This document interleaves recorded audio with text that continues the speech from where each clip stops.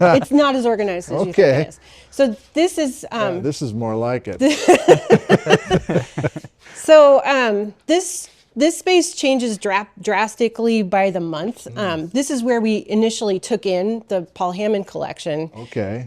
So if you were to pan up to the empty shelves, all of those shelves were full of Paul Hammond samples. Pallets. 19 pallets.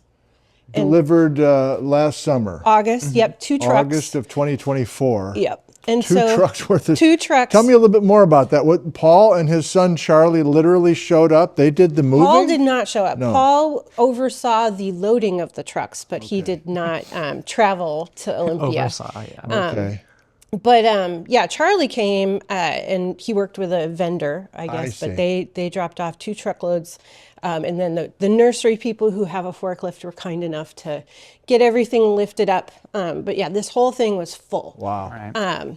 Okay. And so we've made a lot of progress so far, but Yes. more to come. But what's on the ground here are the finished samples. So everything's rebagged, relabeled. Each box now we're contains... into Danny's world here. This has been my my life for the past 6 or 7 months. Danny, Or how were long you has it been? were 9 you months. hired specifically to do this Paul Hammond for this stuff? project? Mm-hmm.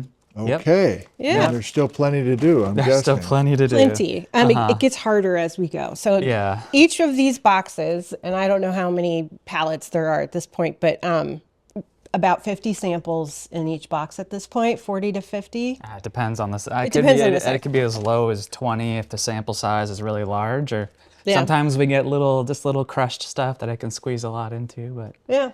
Well, and so each one in these box means that we found it. We know where it lives it was collected on the planet.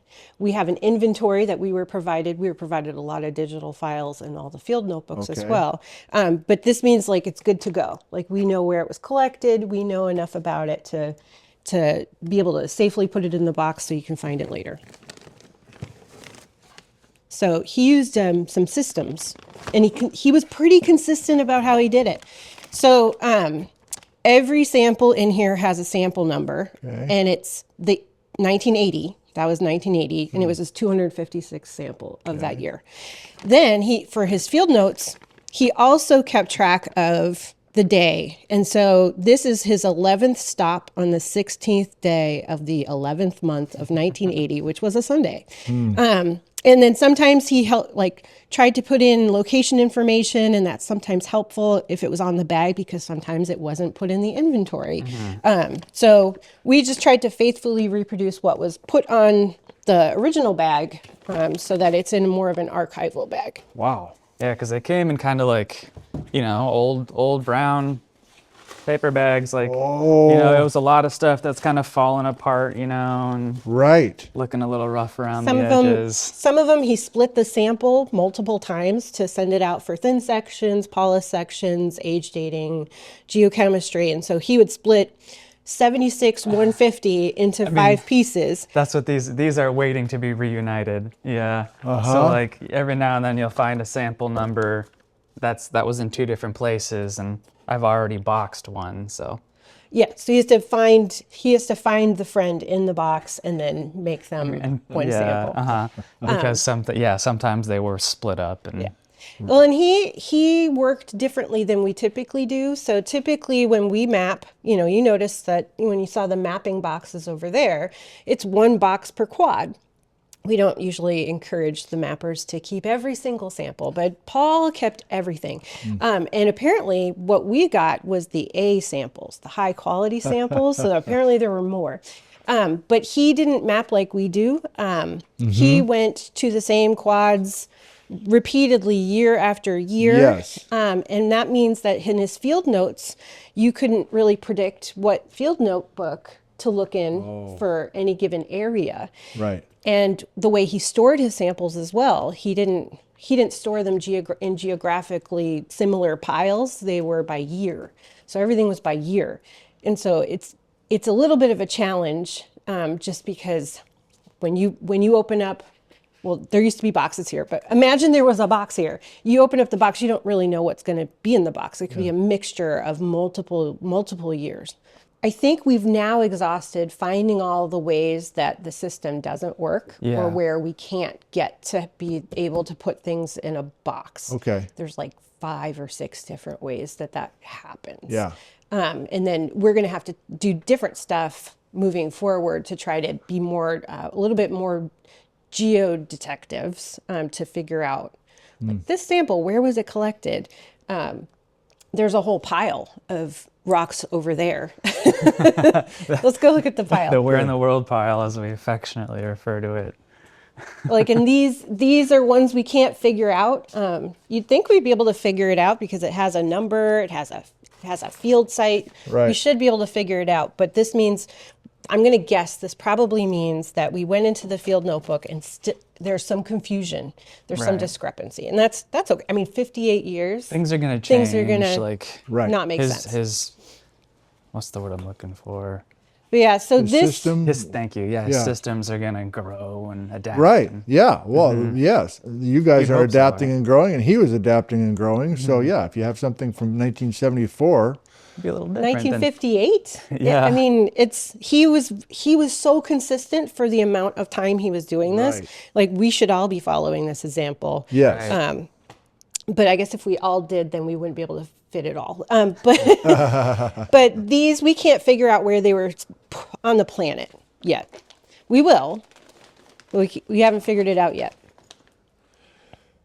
So Jessica, just let's step back for a second. So as a manager of this whole place, this seems unprecedented to just take a whole career's worth of stuff.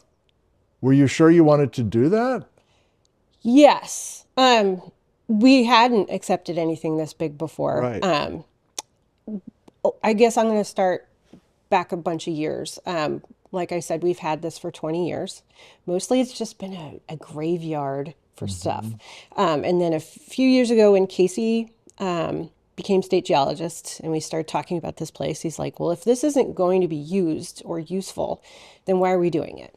And so making the commitment to invest in this place so that a few years from now, it's publicly accessible, things are findable on the internet. Right.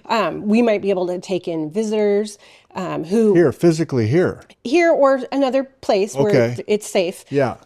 Right. To view or sample. We only get those kinds of requests every so often. But once we made the decision that we're going to go for this, and we simultaneously had this request from Charlie, and I also know from Paul that from previously working with him, we published 7 of his quads before.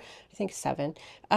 He's a meticulous man. And he was very organized. He was a detailed mapper. The work he did was high quality.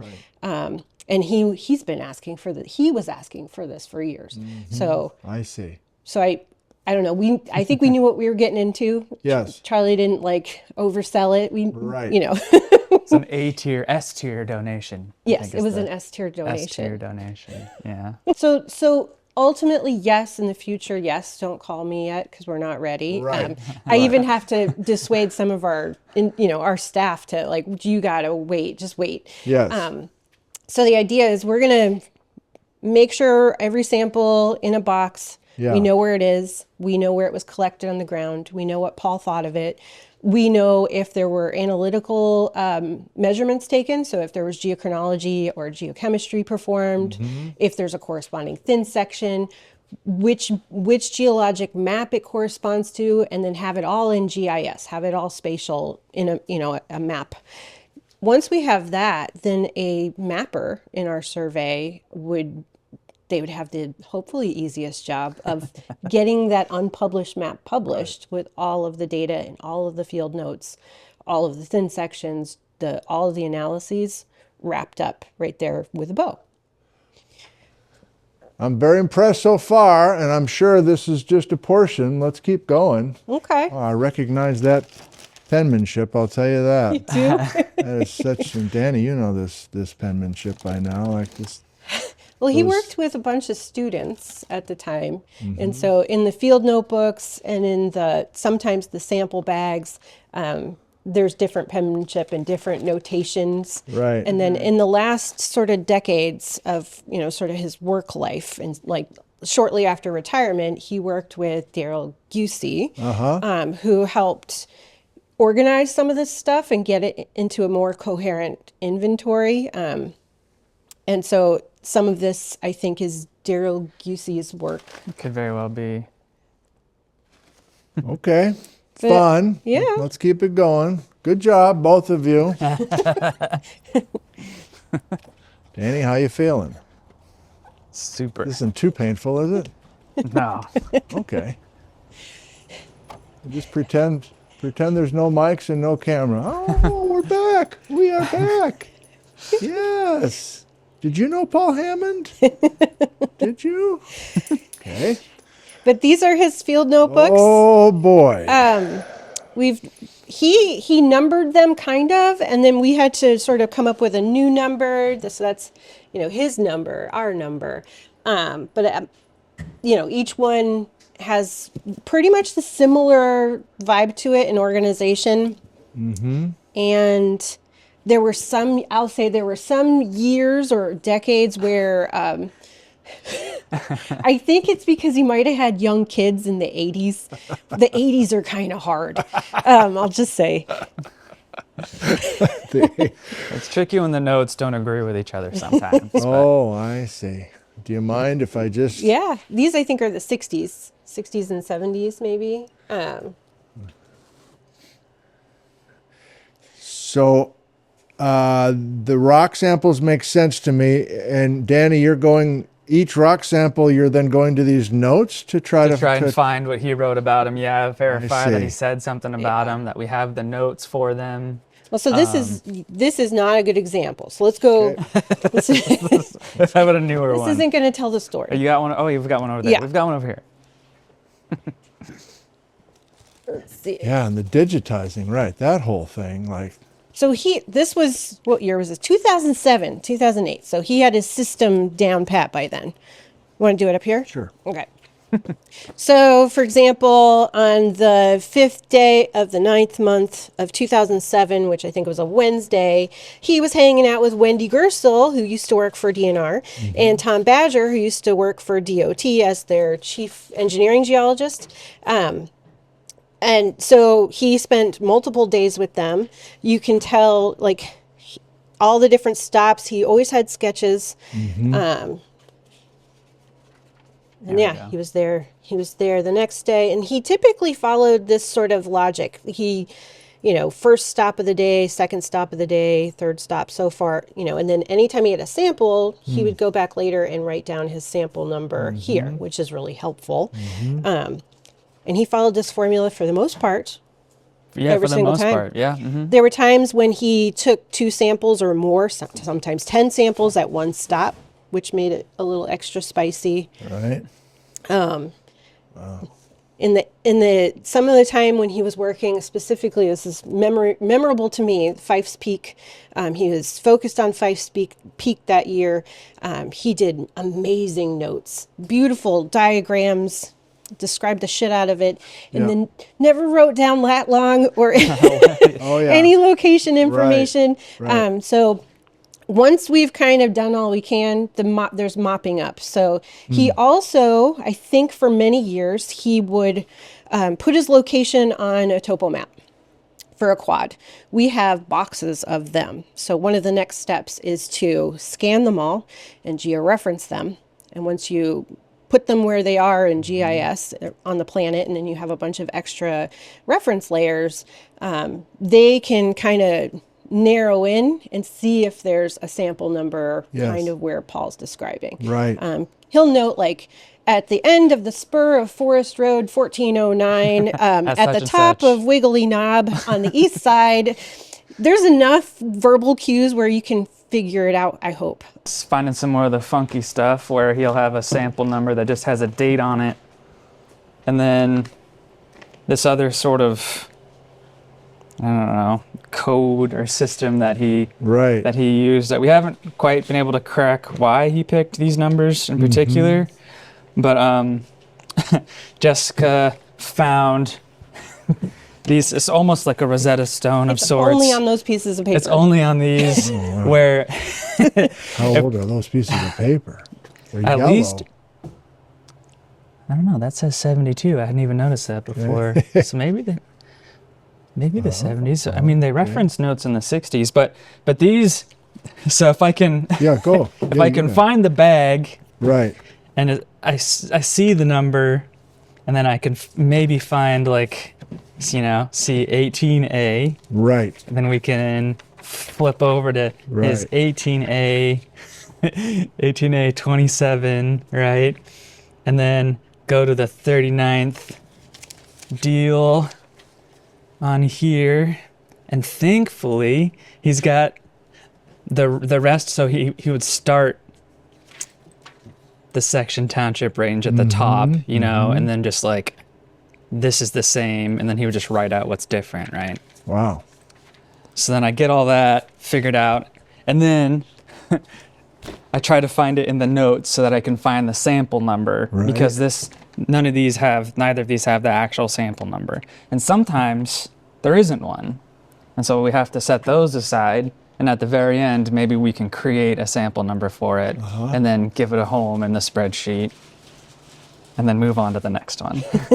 What's your spreadsheet look like? Are you punching stuff in right now? I have one from the other day. A good one.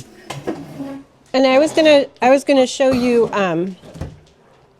Well, first I'm gonna show you the sticker that Danny made for Alice, who's an absolute menace, as you can tell. This is my favorite sticker. But on the screen, these are the quads that he worked the most in. The darker blue, maybe I can zoom in a little bit. The darker blue are ones we've published with him. The sort of the mid-tone blue are the ones where we have unpublished mapping, high-res digital scans.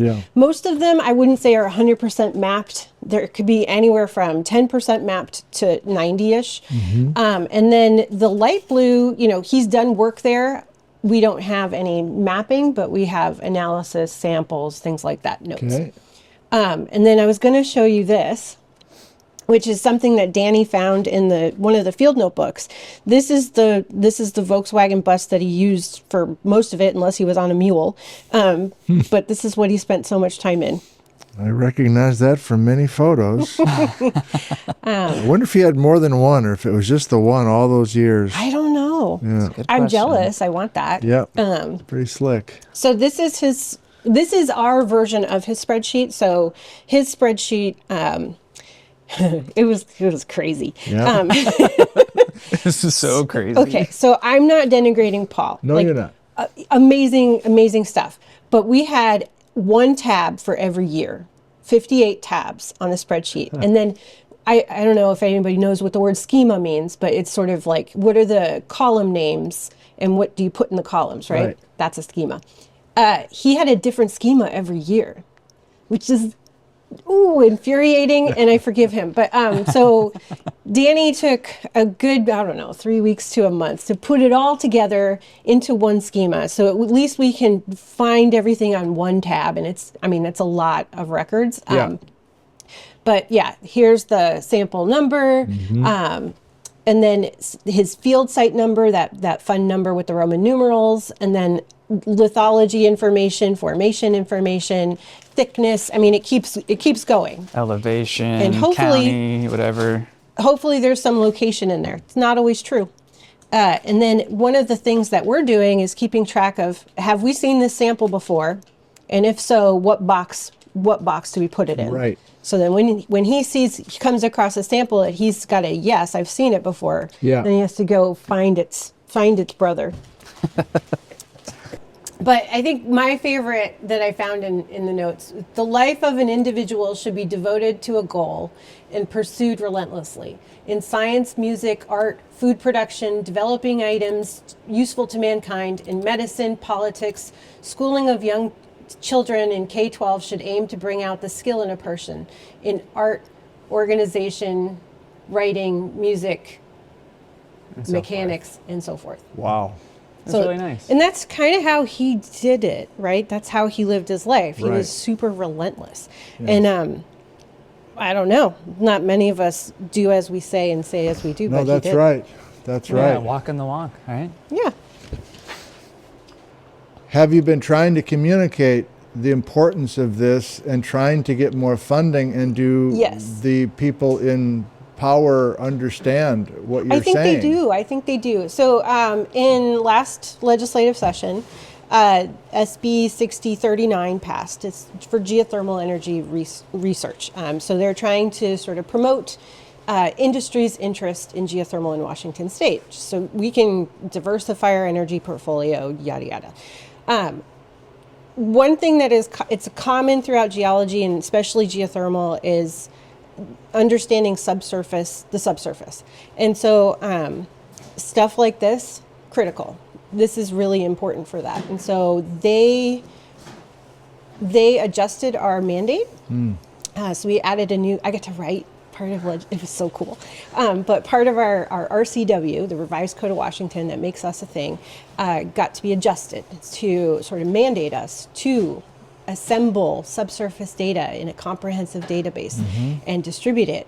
And yes, this is for the intents and purposes of geothermal, but geothermal is you have to have a broad skill set and broad knowledge to do geothermal. It's very multidisciplinary, and it has so much co-benefits to it. So that statute change came along with a budget. There was a fiscal note attached to it. And so starting in about July, hopefully, fingers crossed, we'll be able to hire more permanent staff to start a subsurface program. And one of the positions will spend its time partly out here managing this place for once, like permanent, somebody managing it and really inventorying it. So I know exactly what's in this box. I don't know that there's just a box of stuff with Czajkowski's name on it. And then, maybe there's a QR code. And it could be so cool. I'm very excited. But also, if we're thinking geothermal, there's some cool stuff in there. And if any of those boxes were, if the samples in there were collected in an area we're interested in, wouldn't it be cool to have all sorts of analyses done as a standard routine? And so this person who would be out here a little bit would be sampling, strategically sampling for a standard suite of parameters: thermal conductivity, permeability, porosity, things like that. And so then that gets put in a database and distributed to the public as well. So I'm very excited to have this coming. Well, you're the leader of this Washington Geological Survey with respect to budget and vision, and you're in Olympia, so you know what's going on just across the street, basically. Kinda, sometimes. Yes. Sometimes. So you're making things happen, like it's. Hopefully. Yes. Hopefully, yeah.